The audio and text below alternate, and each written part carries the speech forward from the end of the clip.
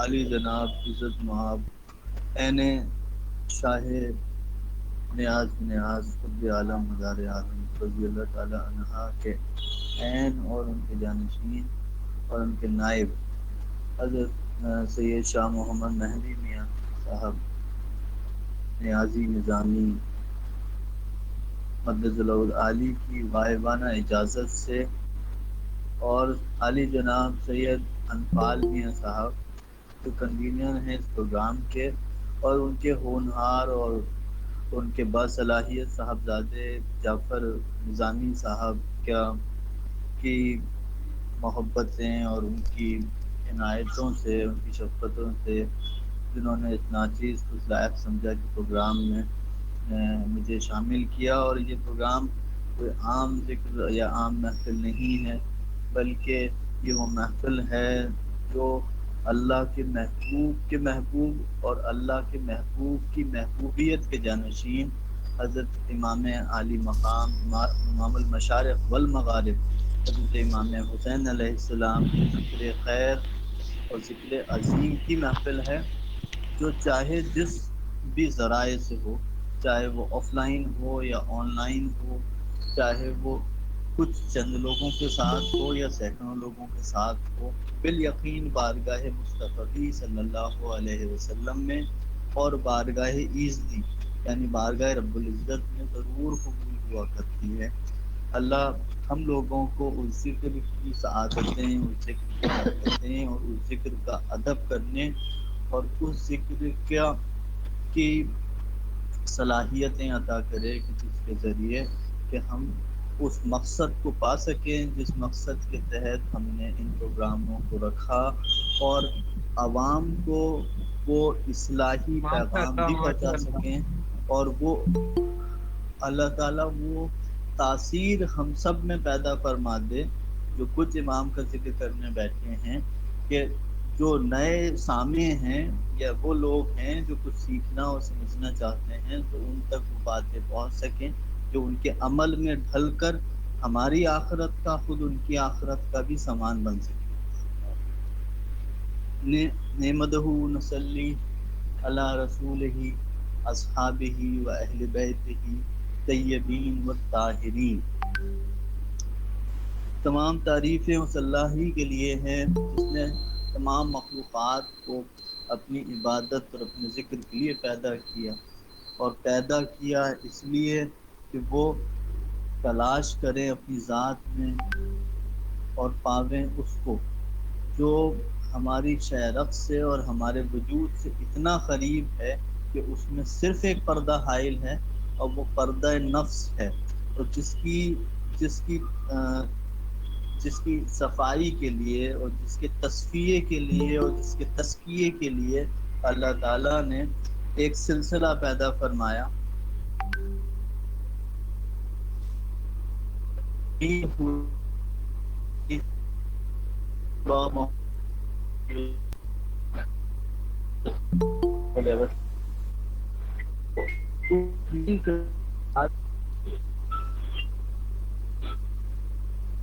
کے لیے year phones پہ جا کے کلک کریں، کلیئر آواز آ جائے گی، بالکل آڈیو ویڈیو کلیئر ہو جائے گی۔ سر منبر بناتے ہیں محمد جانشیں اپنا، نبوت آئینہ دار امامت ہوتی جاتی ہے، یعنی امامت کار نبوت جب ختم ہو گیا اور حضور سرکار دو عالم آخری نبی کی طرف فرمایا کہ لا نبی بعد ہی، حضور کا قول مبارکہ ہے کہ میرے بعد کوئی نبی نہیں ہوگا، اور آپ نے 2 انگلیوں کا اشارہ فرمایا اور فرمایا کہ میں اور قیامت اس طرح ہیں، گویا کہ میں آ گیا ہوں، اور اس کے بعد اب اگر کوئی بڑا سب سے بڑا کام کائنات میں ہوگا تو وہ اس کا ختم ہونا ہی ہوگا، یعنی ساری علامتیں اور ساری نشانیاں آدم سے لے کر حضور تک آ کے تکمیل ہو جاتی ہیں۔ تو اب اس کار امامت کے لیے ایک جس شان کے وہ نبی ہیں، یعنی سردار الانبیاء ہیں، خلاصہ موجودات ہیں، خیر الانام ہیں، خیر البشر ہیں، خیر التخلیقات ہیں، یعنی تخلیقات میں سب سے بہتر شخصیت ہیں، تو اب ان کا وسیع اور ان کا جانشین اور اس کار نبوت کے بار کو اٹھانے والی اور اس کو آگے بڑھانے والی جو امامت ہے اس کو بھی اسی شان کا ہونا تھا، اور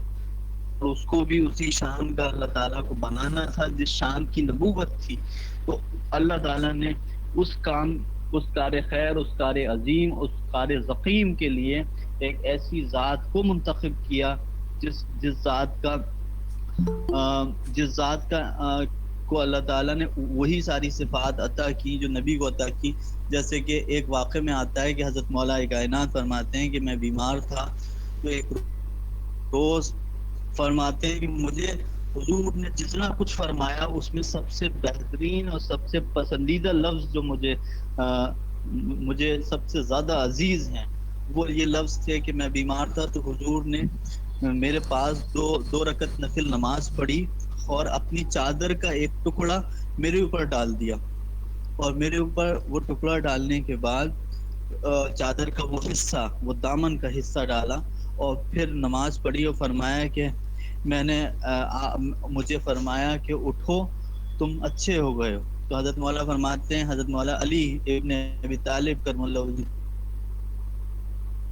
کریم علیہ السلام فرماتے ہیں کہ میں اٹھا اور مجھے ایسا محسوس ہوتا تھا کہ گویا کبھی بیمار ہی نہ تھا۔ وہ فرمایا کہ حضور نے مجھ سے فرمایا کہ اے علی، میں نے آج وہ سب کچھ تمہارے لیے مانگ لیا جو کچھ اپنے لیے چاہا تھا، میں نے وہ سب کچھ تمہارے لیے مانگ لیا سوائے اس کے کہ مجھ میں نبوت ہے اور تم میں امامت ہے۔ تو بہرحال اس کار نبوت جو امامت میں منتقل ہو گئی، تبدیل ہو گئی، اس میں امامت میں وہ تمام جوہر پیدا ہونے تھے، اور اس امامت کے بار کو، اس امامت کی ذمہ داری کو حضرت مولا کائنات وسیع خدا، نائب رسول اور امام المتقین، امام الاصفیاء، حضرت مولا کائنات کے بعد جن اشخاص مبارکہ، یعنی سب سے پہلے امیر المومنین حضرت امام حسن مجتبیٰ علیہ السلام، اور اس کے بعد حضرت امام حسین علیہ السلام کو وہ کار امامت ملی۔ اب جب آپ اس بات کو سمجھ گئے اور جان لیا کہ حضرت امام حسین علیہ السلام کا روحانی منصب کیا ہے، آپ کوئی عام صحابی یا صرف خاندان نبوت سے رشتہ داری کی بنا پر بڑی شخصیت نہیں ہے، بلکہ تخلیق کائنات کا جو مقصد ہے اس کی بنیاد حضور سرکار دو عالم ہے، اور حضور سرکار دو عالم کو بنیاد بنایا گیا تو اسی اعتبار کی ذمہ داریاں دی گئیں، اور پھر ان کی ذمہ داریوں کو قیامت تک جن اشخاص میں منتقل کیا گیا، اس کے اولین فردوں میں حضرت مولا علی کرم اللہ وجہ کریم، امام حسن مجتبیٰ علیہ السلام اور امام حسین علیہ السلام۔ تو آپ عالم انسانیت اور پوری کائنات میں سب سے بہترین فرد تھے، اور کارہائے نبوت اور اقدار مصطفی صلی اللہ علیہ وسلم کے امین تھے۔ تو اب آپ کی حیات مبارکہ میں جو کچھ واقعات سیاسی ہو رہے تھے یا ہونے تھے، اس میں آپ کی ذمہ داری اسی قدر بڑی تھی۔ تو جیسے ولی اللہ محدث دہلوی نے بھی لکھا ہے، اور کہ عبدالعزیز محدث دہلوی نے بھی اپنے فتاوے میں لکھا کہ یہ ذبح عظیم کی تفسیر ہے، اور مفسرین نے لکھا جیسے قرآن میں اللہ تعالیٰ فرماتا ہے کہ ہم نے اسماعیل کی قربانی کو ایک بہت بڑی قربانی سے فدیہ کر دیا۔ تو یہ جو فدیہ ہے بڑی قربانی سے، تو اب اسماعیل علیہ السلام کی قربانی کے بدلے بڑی قربانی سے فدیہ کر دیا۔ اگر ان کے برابر کسی قربانی سے فدیہ کیا جاتا تو وہ بھی کسی نبی کے بیٹے سے ہوتے، اور فرماتا ہے اللہ کہ میں نے ان کی قربانی کو ان کے جیسی قربانی سے فدیہ نہیں کیا، نہ ان سے کسی کم چیز سے فدیہ کیا، بلکہ میں نے فدیہ کیا ان کی قربانی کو ایک بڑی قربانی سے۔ تو وہ بڑی قربانی شان میں، عظمت میں، مرتبے میں یقینی طور پر اسماعیل علیہ السلام سے بڑی ہونی تھی۔ تو امام حسین علیہ السلام کا مرتبے کو آپ اس سے سمجھ سکتے ہیں کہ قرآن اس بات کا شاہد ہے کہ اللہ تعالیٰ فرماتا ہے کہ میں نے اسماعیل کی قربانی کو ایک بڑی قربانی سے فدیہ کر دیا۔ تو وہ بڑی قربانی حضرت آقا حسین علیہ الصلوۃ والسلام کی قربانی ہے، جو پھر وہی 10 ہجری ٹھیک ایک مہینے کے بعد 10 ذی الحج کے ایک مہینے کے بعد اتفاقاً یا ارادتاً اللہ تعالیٰ نے اس کو رکھا، اور اس میں ایک پیغام بھی ہے، کچھ رمز ہیں جس کو ہر جگہ نہیں بیان کیا جا سکتا۔ بہرحال تو آپ اس کی عظمت کو اس طرح سے سمجھیں گے تو آپ کو شہادت امام حسین علیہ السلام کے مقصد کا پتہ چلے گا، کیونکہ وقت کم ہے اور میں اتنے کم وقت میں بہت ساری باتیں نہیں کر سکتا، بہت ساری چیزیں بیان نہیں کی جا سکتی، اس لیے کچھ مختصر سی کچھ باتیں عرض کر کے اپنی بات کو اختتام کروں گا۔ پہلی بات تو دیکھیے یہ ہے کہ کچھ بنیادی چیزیں سمجھنے کی ضرورت ہے کہ جب ہم اشہد ان لا الہ الا اللہ و اشہد ان محمد الرسول اللہ کہتے ہیں تو ہم گواہی دیتے ہیں کہ کوئی معبود نہیں ہے سوائے اللہ کے، اور نبی اکرم صلی اللہ علیہ وسلم اللہ کے رسول اور نبی برحق ہیں۔ تو جب ہم اس بات کی گواہی دے دیتے ہیں تو ہمارے ایمان کے دو جز پورے ہو جاتے ہیں، ایمان بالتوحید اور ایمان بالرسالت۔ واضح ہو جاتا ہے کہ اب ہم مسلمان ہو گئے۔ لیکن ایک اچھا مسلمان اور مومن ہونے کے لیے جن علامتوں کی ضرورت ہے، ان علامتوں میں سب سے پہلے تربیت، تعلیمات اور سیرت نبوی کی پیروی ہے، اور اس سیرت نبوی اور تعلیمات کی پیروی اور ان کے تمام حکموں میں جس کو حضور نے ترجیح دی، حضور نے اہمیت دی، اسے آپ بھی اہمیت دیں، اور جسے حضور نے جس نوعیت سے اور حفظ مراتب کے اعتبار سے جو اہمیت دی اس کو آپ اہمیت دیں، تو تب آپ کے ایمان میں پختگی اور جو کمال اور عروج پیدا ہوتا ہے، تب آپ ایمان کے درجے سے عرفان کے درجے کو اور عرفان کے درجے سے ایقان کے درجے کو پہنچتے ہیں۔ تو اس کے لیے پھر ہمیں حدیث شریف دیکھنی پڑے گی۔ تو حضور نے فرمایا کہ میں نے تم پہ جو نبوت کا کام تھا اسے پورا کر دیا، اب میں تمہارے درمیان جو حدیث ثقلین کے نام سے مشہور ہیں تو دو بھاری بھرکم چیزیں چھوڑے جا رہا ہوں، ایک تو کتاب اللہ اور دوسری میری اطرت۔ تو فرمایا کہ یہ ہرگز جدا نہیں ہوں گے حتیٰ کہ حوض کوثر پا کے ملیں، اور فرمایا کہ اس کو مضبوطی سے تھام لو، یہ ہرگز جدا نہیں ہوں گے یہاں تک کہ حوض کوثر پر مجھ سے آ کر ملیں گے۔ اور ان کی سبحان اللہ، تعلیم، سبحان اللہ۔ اور یہ کس موقع پہ فرمایا؟ حجۃ الوداع کی بات فرمایا، اس وقت فرمایا دین کی تکمیل ہو گئی۔ اور قرآن میں سورہ معاہدہ میں اللہ تعالیٰ فرماتا ہے کہ میں تم سے اجر رسالت طلب نہیں کرتا، میں یہ نہیں چاہتا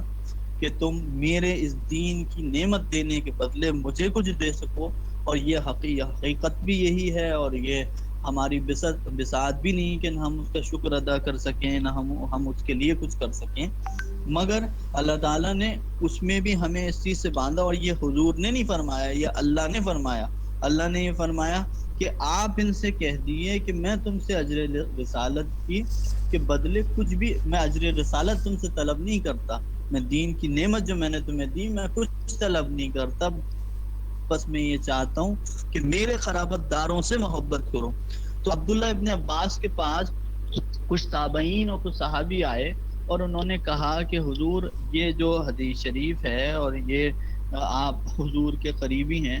اور خود عبداللہ ابن عباس حضور کے بھائی تھے، چچا زاد بھائی تھے، اور وہ تو اگر چاہتے تو کہتے کہ میں بھی حضور کا قریبی ہوں، رشتہ دار ہوں، اور مجھے بھی اس میں شامل ہونا چاہیے، لیکن ان سے جب پوچھا گیا تو انہوں نے فرمایا کہ اس آیت کے بارے میں، اجر رسالت کے بارے میں آپ کیا فرماتے ہیں؟ تو فرمایا کہ اس سے مراد کون اشخاص ہیں جن کے لیے حضور نے فرمایا کہ میں اجر رسالت کے بدلے صرف یہ چاہتا ہوں کہ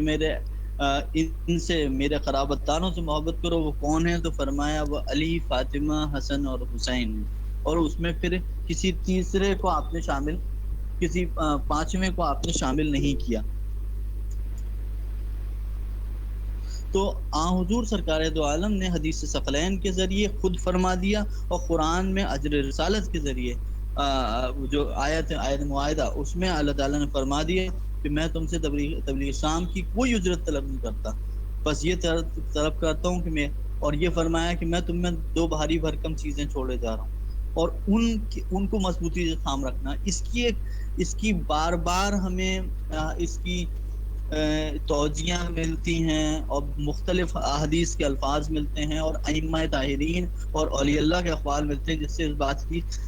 کو تقویت پہنچتی ہے. امام جعفر صادق علیہ السلام سے کسی نے پوچھا کہ یہ جو آیا ہے کہ قرآن میں اللہ کی رسی کو مضبوطی سے تھام لو، تو یہ اللہ کی رسی کون ہے؟ تو فرمایا کہ وہ اللہ کی رسی ہم ہیں. امام جعفر صادق السلام فرماتے ہیں کہ وہ اللہ کی رسی ہم ہیں جسے تھامنے کا حکم دیا گیا ہے. اور یہ امام ششم ہیں، یعنی امام محمد باقر علیہ السلام کے صاحبزادے، جو صاحبزادے ہیں امام زین العابدین علیہ السلام کے، اور جو صاحبزادے ہیں امام حسین علیہ السلام کے. تو ائمہ طاہرین نے بار بار فرمایا. امام علی رضا علیہ السلام کے قول موجود ہیں، آپ نے فرمایا کہ ہم وہ اشخاص ہیں جو ہم اس ثقلین کا حصہ ہیں، حدیث ثقلین کا حصہ ہیں، جن کے لیے حضور نے فرمایا کہ میں تمہارے درمیان دو چیزیں چھوڑے جا رہا ہوں. بہرحال بہت ساری احادیث، فضائل و مناقب ہیں، انشاءاللہ بڑے بڑے اسکالر ہیں، بیان کریں گے. میں کچھ چند باتیں اور نصائح آپ حضرات کے لیے، ان لوگوں کے لیے جن مخالفین ہیں ان کے لیے تو بہت ساری دلائل ہیں اور وہ انشاءاللہ پھر کسی موقع پہ ہوں گے، لیکن میں حسینیوں کے لیے اور جو اہل بیت سے محبت کرنے والے لوگ ہیں، اور وہ ایسے لوگ ہیں جن کو عقیدت بھی ہے، محبت بھی ہے، اور ہم عقیدہ ہیں اور اولیاء اللہ کے راستے پہ چلنے والے ہیں، ان کے لیے چند چیزیں آپ بیان کرنا چاہوں گا. دیکھیے، جتنا یہ ضروری ہے کہ ہم اہل بیت سے محبت کریں، اور جتنا یہ ضروری ہے کہ اہل بیت کی فضائل و مناقب اور ان کی عظمت کو سمجھیں، انہیں ریکگنائز کریں، ان کی شناخت کریں، اور ان زیادہ سے زیادہ ایسے واقعات، احادیث مبارکہ اور اقوال بزرگان دین اولیاء اللہ بیان کریں کہ جس سے یہ بات واضح ہو جائے کہ اہل بیت کا مقام کیا ہے، اور ہمارے 1400 سال کے اکابرین، فقہا، محدثین، علماء، اولیاء کا کیا عقیدہ رہا ہے. اس کے ساتھ ساتھ ایک بات بہت زیادہ ضروری ہے، وہ ہے کہ عظمت اور احترام کا ہونا. کیونکہ ہمارا جس سے تعلق ہے، جس چوکھٹ سے یہ پروگرام ہو رہا ہے، وہ چوکھٹ سلطان المشائخ محبوب الہی حضرت سید محمد نظام الدین بدایونی قدس سرہ العزیز بخاری سبحان اللہ، حق کی ہے. حق حق. اور وہی دراصل امام حسین علیہ السلام کے صحیح معنوں میں جانشین ہیں. امام نقی علیہ السلام کی آپ 10ویں 11ویں پیڑھی میں ہیں، اور وہی حضرت سید الشہداء امام حسین السلام کے نہ صرف کے روحانی جسمانی بلکہ آپ ان کے منصبی ہر اعتبار سے ان کے صاحبزادے ہیں، اور ان کی تعلیمات ہی دراصل اہل بیت کی محبت کا صحیح تصور ہمیں دے سکتی ہے. اور دیکھیے، اہل بیت کی محبت جس قدر ضروری ہے، اس کے ساتھ ساتھ جو چیز سب سے زیادہ ضروری ہے وہ ہے احترام، ادب. جیسے جنید بغدادی رحمۃ اللہ علیہ کے ہم اثر تھے ابو حداد نیشا پوری. ابو حداد نیشا پوری سے کسی نے پوچھا کہ تصوف کیا ہے، تو فرمایا کہ تصوف سارا کا سارا ادب ہے. اب ادب کی بہت ساری قسمیں ہوتی ہیں. ایک ادب کی قسم ہے، ایک ہوتا ہے ذات کا ادب، یعنی آپ کسی ذات مبارکہ، کسی شخصیت کے سامنے ہیں تو آپ کا رویہ، آپ کا برتاؤ، آپ کا اخلاق اس کے سامنے کیسا ہونا چاہیے، اور آپ کا اس سے محبت کا اور اس کے ساتھ پیش آنے کا انداز، اس سے نشست و برخاست، آپ کا لہجہ کس طرح کا ہونا چاہیے، یہ ذات کا ادب ہے. اور ایک ادب کی دوسری قسم ہے، وہ آثار کا ادب ہے. یعنی اگر آپ ان کے مکان پہ ہیں، یا ان کے خانقاہ میں ہیں، یا ان کے روضے پر ہیں، درگاہ پر ہیں، یا آپ ان کی فوٹو کو ہی دیکھ رہے ہیں، یا ان کی نقل جیسے کہ تعزیہ شریف ہے، تو یہ آثار کا ادب. اور تیسرا ادب ہے نسبت کا ادب. تو ہم جو اہل بیت سے محبت کرتے ہیں، انہیں ان تینوں ادب کا پاس و لحاظ رکھنا چاہیے. اگر ہم کربلا شریف جاتے ہیں تو وہاں انتہائی ادب کا مظاہرہ کریں، جیسے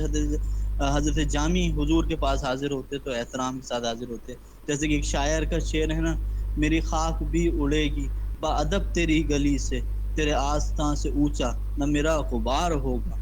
تو سب سے زیادہ ضروری ہے کہ آقا کا ادب بھی ہم کریں، کیونکہ جیسے حضرت مولانا روم کا شعر ہے نا، زندگی آمد برائے بندگی، زندگی پہ بندگی شرمندگی، تو بندگی اور ادب اور احترام بہت لازم ہے. اگر آپ ادب نہیں کرتے، جو لوگ یہاں ہیں وہ اگر اپنی پہلی یا دوسری پیڑھی پہلے کے لوگوں کو دیکھیں تو وہ چھوٹے چھوٹے اعمال کرتے تھے، بہت پیسہ خرچ نہیں کرتے تھے، بہت زیادہ سرمایہ بھی نہیں تھا ان کے پاس، لیکن وہ جو کچھ کرتے تھے انتہائی اخلاص اور ادب کے ساتھ کرتے تھے. تو سب سے زیادہ جو چیز ضروری ہے وہ ادب ہے. تو آثار کا ادب یہ ہو سکتا ہے کہ تعزیہ شریف کا ادب کریں، مولا کے روزے کا ادب کریں، آقا حسین علیہ السلام کی تشبیہ کا ادب کریں، ان کی شبیہ نیٹ پہ نہ گھمائیں، اور اگر کسی کے پاس فون میں فوٹو ہے تو باوضو ہو کر ہی دیکھے، احترام کرے اس چیز کا، وہ آپ کی شبیہ اور آپ کے روزے کی شبیہ زری مبارکہ کا احترام کرے. دوسرا نسبت کا ادب ہے. ہم امام سے محبت کی بات کرتے ہیں، لیکن اگر کوئی فلاں صاحب امام حسین صاحب سے محبت کرتے ہیں تو ہم ان سے اخلاق میں پاس و لحاظ نہیں کرتے کہ وہ حسینی ہیں تو ہم ان سے اخلاق سے پیش آئیں، بھائی تم بھی حسینی ہو میں بھی حسینی ہوں تو ہم ان کا لحاظ کریں. تو دوسرا ہے نسبت کا ادب. جیسے لوگ سادات کے لیے کہتے ہیں بھائی سید ہونے سے کچھ نہیں ہوتا، سید ہونے سے کچھ نہیں ہوتا، بلکہ انسان کے اندر کچھ کرامت بھی ہونی چاہیے، انسان کے اندر فضل و کمال بھی ہونا چاہیے. تو دیکھیے اگر وہ کرامت ہے، فضل و کمال ہے، علم و فضل ہے، کردار کی بلندی ہے، تو وہ ادب سادات کا نہیں کہلائے گا، پھر تو وہ ادب کہلائے گا عظمت کا، خوف کا، تقوی کا، کردار کا. سادات کا ادب جب ہی ہوتا ہے جب سادات بہت ہی برے ہوں اور گنہگار بھی ہوں، پھر بھی آپ ان کا ادب کریں. جیسے امام محمد باقر علیہ السلام کے 5ویں صاحبزادے تھے، 5ویں پیڑھی میں تھے، تو وہ شراب پیتے تھے، ایک صاحب ان کی خدمت کرتے تھے، تو انہوں نے کہا کہ انہوں نے حضور کی روزانہ ان کو زیارت ہوتی، مختصراً بیان کر رہا ہوں لمبا واقعہ. تو انہوں نے وہ دیکھا کہ میں ان کو نظر پیش کرتا ہوں یہ شراب پی لیتے، تو انہوں نے وہ شراب ان کو پیسے دینا، نظر پیش کرنا بند کر دیا. تو انہوں نے کہا کہ آپ نے وہ خیر سید صاحب جو تھے وہ خاموش ہو گئے اور پھر وہ ملول رہنے لگے. تو حضور سرکار دو عالم صلی اللہ علیہ وسلم کی ان صحاب کو جو زیارت ہوتی تھی وہ بند ہو گئی. تو انہوں نے پوچھا کہ وہ بڑے ملول ہوئے اور 1 سال تک گریہ وزاری کرتے رہے اور حضور کی بارگاہ میں آؤ بکا کرتے رہے. 1 سال بعد زیارت ہوئی تو انہوں نے معذرت کی اور کہا کہ حضور میں نے اس وجہ سے ان کو سید صاحب کو نظر پیش نہیں کی کیونکہ مجھے یہ خوف لاحق تھا کہ میں انہیں پیسے دوں گا تو پھر وہ نامشروع کار و کسب میں وہ پیسہ لگائیں گے، وہ ایسی بری چیزوں میں یعنی شراب نوشی میں خراب چیزوں میں پیسے لگائیں گے. تو حضور نے فرمایا کہ تم ان کا جو پاس و لحاظ کرتے ہیں، ان کو نظر دیتے تھے، وہ میری نسبت سے تھا یا ان کی کردار کی نسبت سے تھا؟ تو کہا کہ حضور آپ کی نسبت سے تھا. تو حضور نے فرمایا کہ کیا میری نسبت ختم ہو گئی ہے؟ تو بات یہ ہے. تو پھر انہوں نے توبہ کی اور انہوں نے جا کے نظر کی اور یہ سارا ماجرا ان سید صاحب کو سنایا تو وہ بہت روئے اور انہوں نے بھی پھر اب شراب نوشی اور جو وہ فسق و فجور جو کچھ ان کے دامنگیر ہو گیا تھا وہ چھوڑ دیا انہوں نے. تو ادب نسبت کا جب ہوتا ہے تو اس میں کردار کی بات نہیں ہوتی. خود مولا کا ارشاد ہے، مولا نے فرمایا کہ کردار جس کو بڑھا دے اسے نسب اٹھا نہیں سکتا، اور نسب جس کو اور کردار جس کو گرا دے اسے نسب نہیں اٹھا سکتا. لیکن یہ اصلاح ذات کی بات ہے. یہ نسبت سے اگر میں کسی کا احترام کروں گا تو مجھے اس احترام کے لیے اس کے کردار کے عظیم ہونا میرے لیے حجت نہیں ہوگی، بلکہ یہ اس کو چاہیے کہ وہ اپنا تصفیہ کرے، اپنی اصلاح کرے. تو پہلی چیز یہ ہے کہ نسبت حسینی کا ادب کرنا چاہیے. ہم امام سے 375 سال سے زیادہ دور ہیں اور ہم اپنے کور باطن ہونے کی وجہ سے امام کی ذات سے دور ہیں. شہید کے لیے آتا ہے کہ اللہ تعالیٰ شہید جب جس لمحے شہادت پاتا ہے تو اللہ تعالیٰ اس لمحے اسے اپنی زیارت سے مشرف فرماتا ہے اور پھر اس سے اللہ تعالیٰ ایک تجلی نور اس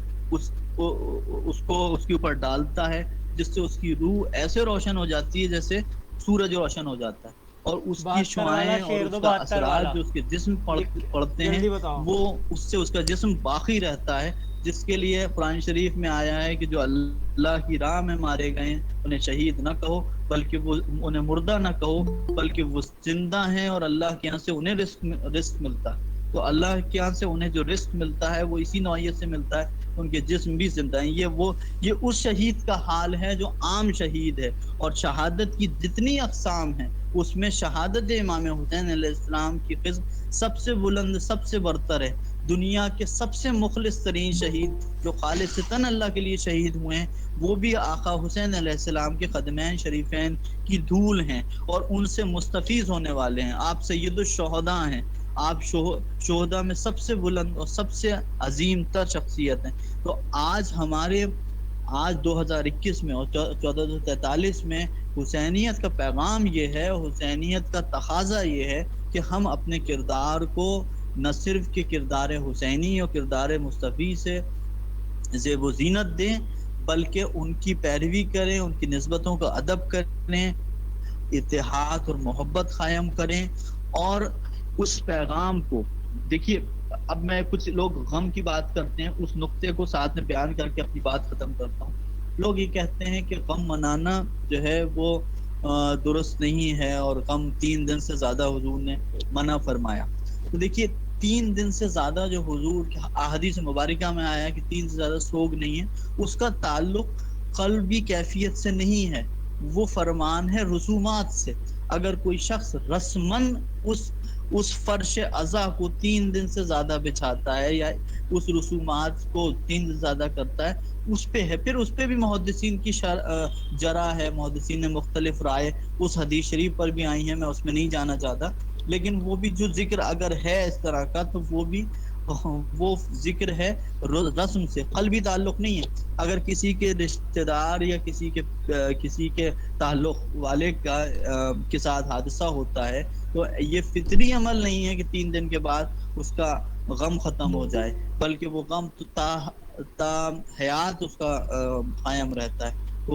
غم منانا فطرت کا عمل ہے. اور فلسفیوں کو اگر آپ پڑھیں تو وہ کہتے ہیں، اور یہ بات درست ہے، کہ انسان کے مزاج کی بنیادی جز جو ہے وہ غم ہے. جیسے حضرت نیاز بن نیاز خود عالم مدارم نیاز بن رحمۃ اللہ علیہ کا شعر ہے، وہ فرماتے ہیں کہ ہرگز دوا نہ کیجیو اس غم کی اے نیاز، سب راحتوں سے غم کو مزیدار دیکھنا. تو جس غم کا آپ ذکر کر رہے ہیں وہ دنیا کا غم نہیں ہے. جس غم کا آپ ذکر کر رہے ہیں وہ جنت و دوزخ کا غم نہیں ہے، بلکہ حضور قبلہ نیاز بن نیاز قدس سرہ العزیز جس غم کا ذکر فرما رہے ہیں شعر میں، وہ غم عشق ہے، وہ اللہ کے دیدار اور اللہ سے ہجر و وصال کا غم ہے. اور وہ غم ہے جو محبت کرنے والوں کو، عاشقوں کو اللہ تعالیٰ نصیب کرتا ہے. تو غم انسان کی فطری کیفیت ہے، اور ہنسی اور مذاق اور مسکرانا اور خوش رہنا یہ مصنوعی چیز ہے جو وقتی طور پر رہتی ہے. تو کائنات میں غم انسان کی بنیاد ہے، اور غم حسین اس غم کی معراج ہے. یعنی اگر کوئی غمگین ہے اور اس میں بھی اسے غم حسین ہے اور ذات حسین علیہ السلام سے اس کا تعلق ہے، تو یہ نہ صرف کہ جنت کی بشارت مختلف احادیث کی روشنی سے ہے، بلکہ اس کے وہ اپنی حیات کی جیسے حضرت مولا فرماتے ہیں کہ مفکرین میں جو تفکر کرنے والے ہیں، غور و فکر، وہ حزن و ملال میں مبتلا رہا کرتے ہیں. یعنی جن اشخاص کو اللہ تعالیٰ تفکر، فہم کی بلندی اور عقل کی بلندی دیتا ہے، ان کو ہمیشہ ہجر و ملال میں. اوباش لوگ اور ایسے لوگ جن کے ذہن کی گہرائی اور گیرائی جن کو اللہ تعالیٰ نے نہیں دی، ان کا ذہن جو ہے رسا نہیں ہے، ذہن وسیع نہیں ہے، وہ شخص اوباشیوں میں، ہنسیوں میں اور اس میں مبتلا رہتے ہیں. تو جو لوگ خوشی تلاش کرتے ہیں اور اس سے بھاگتے ہیں، یہ تو خیر دیکھیے ویسے بھی یہ جملہ کلیتاً بغض اہل بیت پر مبنی ہے، اس کا کوئی تعلق فطرتاً بھی نہیں ہے، وہ اس سے ویسے بھی متفق نہیں ہوں گے اپنی زندگی میں. اور دوسری چیز ہے آثار. دیکھیے جیسے میں نے ذکر کیا کہ آثار کا احترام ضروری ہے اور کسی رسم کو برقرار رکھ. تو غم حسین اور عشق اہل بیت کو قائم رکھنے کے لیے نہ صرف کہ کتابوں کے ذریعے اور تقریروں کے ذریعے آپ غم حسین کو صرف برقرار نہیں رکھتے، وہ بھی ایک بہت اچھا اور بہت بنیادی طریقہ ہے، لیکن اس کے ساتھ ساتھ رسم بھی بہت اہم ہے. اگر کوئی تعزیہ شریف بناتا ہے، سبیل بناتا ہے، اگر کوئی جلوس نکالتا ہے، تو ہم اپنے سوشل اسپیکٹ پہ اپنی ریلیجیس جو ذمہ داری ہے اسے پورا کریں. ہمارا مذہبی تقاضا یہ ہے کہ ہم مذہبی تقاضوں کے ذریعے بھی امام حسین السلام کا اس میسج اور اس شہادت کو پورا کریں. اور آج کی حسینیت ہمیں حوصلہ دیتی ہے. آج کی ساؤنی طاقتیں، آمری طاقتوں کے خلاف اگر میڈیفر کے طور پر، استعارے کے طور پر کوئی ذات ہمارے ساتھ کھڑی نظر آتی ہے، جس کے نام اور کردار سے ہمیں یہ نظر آتا ہے کہ ہم کسی بھی ظلم اور کسی بھی تشدد کے سامنے کھڑے رہ سکتے ہیں، تو وہ نام حسین ہے. وہ حوصلہ دینے والا نام. جیسے ایک شاعر کا شعر ہے، خلاف لاکھ دنیا حسین کافی ہے، بھرے زمانے میں تنہا حسین کافی ہے. جیسے حضرت محمد علی شاہ میکش بربادی رحمۃ اللہ علیہ کا ایک شعر ہے، فرماتے ہیں تمام دولت و شاہی تمام فوج و سپاہ دبا نصاری خدائی ذوف مسکینی